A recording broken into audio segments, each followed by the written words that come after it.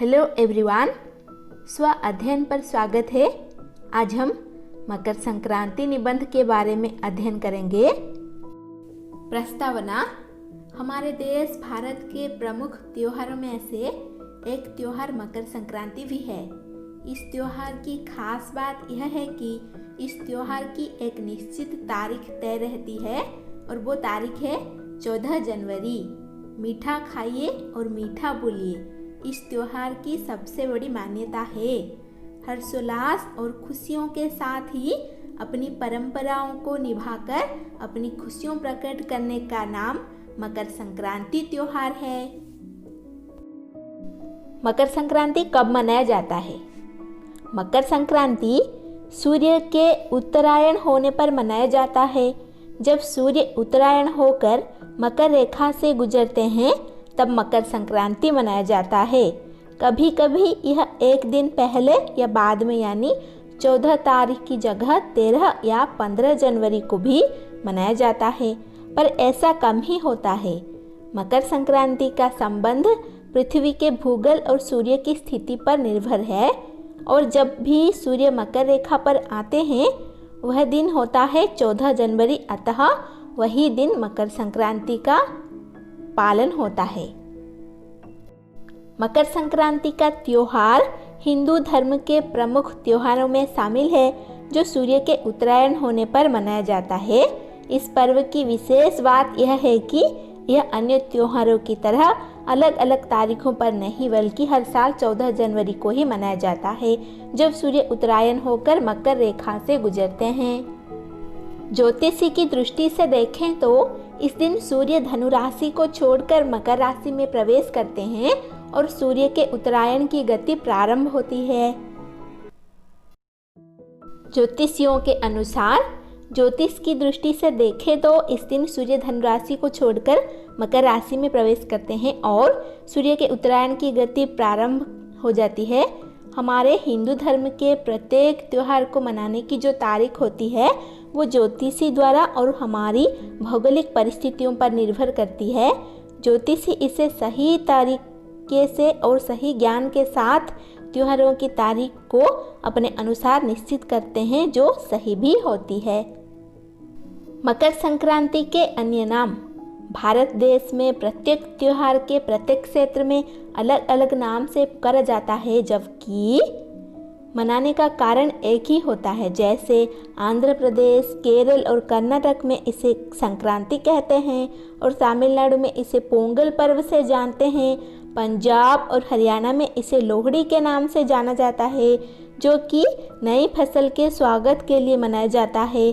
असम में इसे बिहू के रूप में मनाया जाता है। हर प्रांत में इसका नाम और मनाने की तारीख भले ही अलग हो परंतु मनाने की खुशियाँ और मान्यता एक ही है। मकर संक्रांति और पकवान। मकर संक्रांति में पकवान भी हर क्षेत्रों में अलग अलग होते हैं, लेकिन दाल और चावल की खिचड़ी इस पर्व की प्रमुख पहचान है। विशेष रूप से इसे गुड़ घी के साथ खाने का महत्व है। इसके अलावा तिल और गुड़ का भी मकर संक्रांति पर बेहद महत्व है। इस दिन सुबह जल्दी उठकर तिल का उपटन कर स्नान किया जाता है। इसके अलावा तिल गुड़ के लड्डू एवं अन्य व्यंजन बनाए जाते हैं। इस दिन सुहागन महिलाएं सुहाग की सामग्री का आदान प्रदान भी करती हैं। इस दिन सुबह जल्दी उठकर तिल का उपटन कर स्नान किया जाता है। इसके अलावा तिल और गुड़ के लड्डू एवं अन्य व्यंजन भी बनाए जाते हैं। इस समय सुहागन महिलाएं सुहाग की सामग्री का आदान प्रदान भी करती हैं। ऐसा माना जाता है कि इससे उनके पति की आयु लंबी होती है। सूर्य के उत्तरायण होने के बाद से देवों की ब्रह्म मुहूर्त उपासना का पुण्यकाल प्रारंभ हो जाता है। इस काल को ही परा अपरा विद्या की प्राप्ति का काल कहा जाता है। इसे साधना का सिद्धि काल भी कहा गया है। इस काल में देव प्रतिष्ठा, गृह निर्माण, यज्ञ कर्म आदि पुनीत कर्म किए जाते हैं।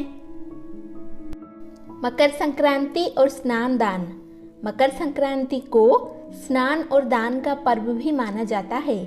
इस दिन तीर्थों एवं पवित्र नदियों में स्नान का महत्व है।